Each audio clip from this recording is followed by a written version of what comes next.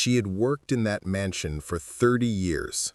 Her name was Mama Ruth, a frail, dark-skinned woman whose hands had once rocked the billionaire's son to sleep, and whose gentle lullabies had filled the halls long before the family's name meant anything.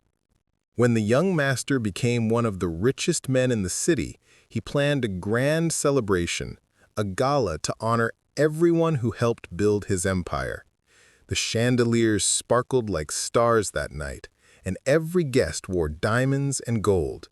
But Mama Ruth, in her old faded dress and worn shoes, stood outside the mansion's gate, waiting for someone to hand her an invitation. She had none. The guards, in their fine suits, looked her up and down and laughed. "You don't belong here," one said, his eyes cold. "This event is for important people." Her heart sank. The woman who once wiped the young billionaire's tears, who stayed awake when he was sick, was now unwanted, too black, too poor, too old to be remembered. She turned away quietly, tears glistening beneath the dim light. But as she walked home through the dusty road, a car pulled up beside her. The door opened, and the billionaire himself stepped out. "Mama Ruth," he whispered, his voice trembling, "they told me you weren't coming." She looked at him, eyes weary but kind. She said, "I wasn't invited."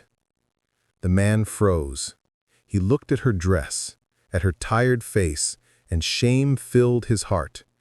In that moment, the glitter and wealth of the gala meant nothing. He took off his tuxedo jacket and wrapped it around her shoulders. "Then the ceremony begins with you," he said, leading her by the hand back into the mansion. As the music stopped and the guests turned, he lifted the microphone and said, "This woman is the reason I am alive. Tonight we honor Mama Ruth, the woman they tried to forget."